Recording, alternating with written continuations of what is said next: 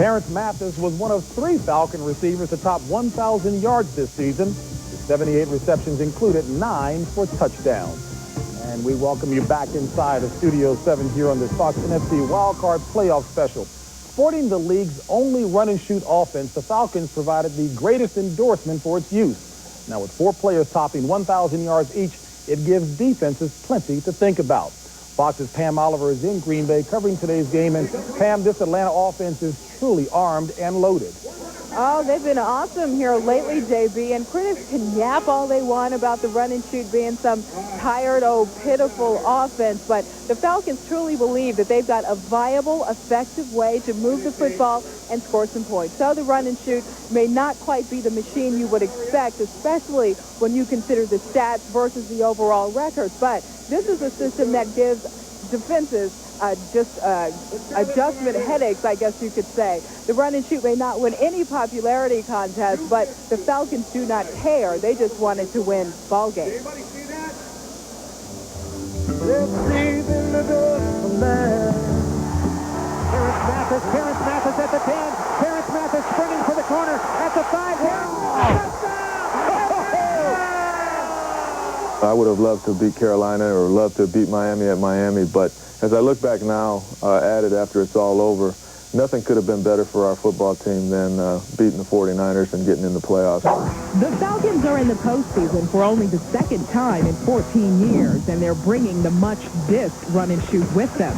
While several playoff teams come in with variations of the more fashionable West Coast offense, the little-used run-and-shoot is June Jones's weapon of choice, and he's sticking to it. Are you just blue in the face, just sick of defending this run and shoot? You know, not really.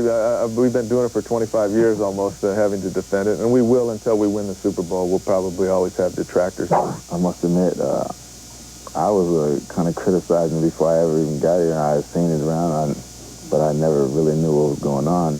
Why do you think this offense is so maligned, just the run and shoot period? Because most people, you know, they've tried it and it didn't work. They didn't have the right personnel. They don't have the back like myself that can stay in there for the run, the pass, and the blocking. Jones has spent his 2 years as head coach hand-picking the personnel to execute the 4-receiver, 1-back, little-used tight end base scheme. Got that? The result, 4 guys who gained over 1,000 yards each, an NFL first.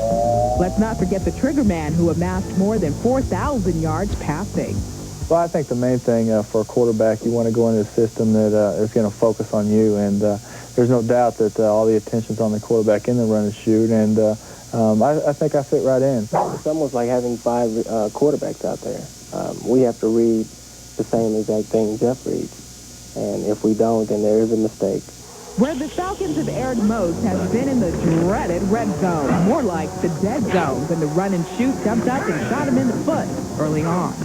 The offense is set up to spread out the defense and to create holes in the defense. And the closer you get to the goal line, the shorter your field is, and the less you can stretch the defense.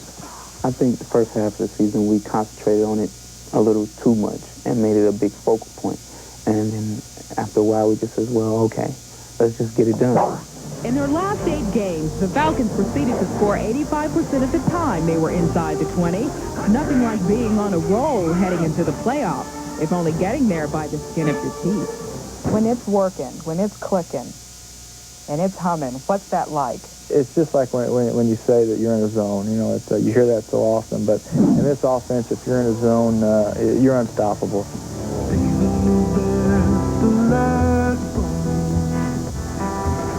One bit of information that deserves a mention, and that's the fact that there isn't a single offensive starter left from 2 years ago, yet the run and shoot has remained quite productive and highly ranked. The best new face, though, has to be kicker Morton Anderson, who has had 3 game-winning kicks for Atlanta. And, JB, that's a guy that can bail out anybody's offense. Back to you. He's done that this year. Thanks a lot, Pam, and stay warm.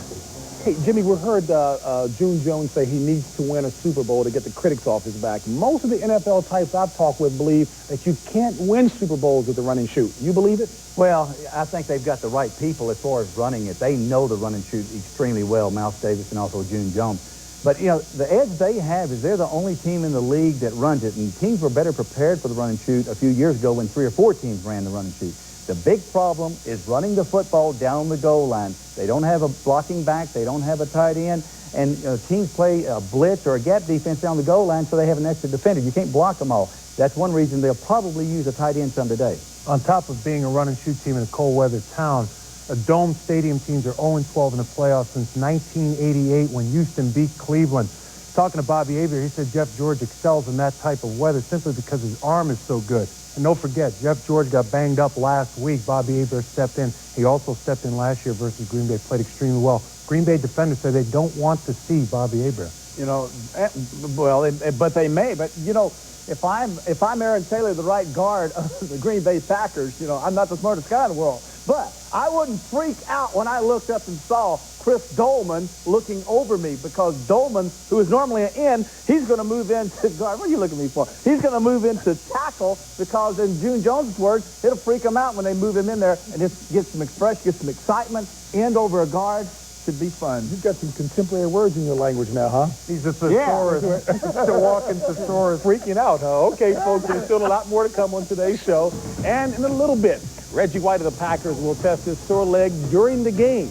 Now, the 10-time Pro Bowl player has been bothered by a slightly torn hamstring, but it will take more than that to force him to miss a playoff game. Terry says the second coming. Back with more in a moment.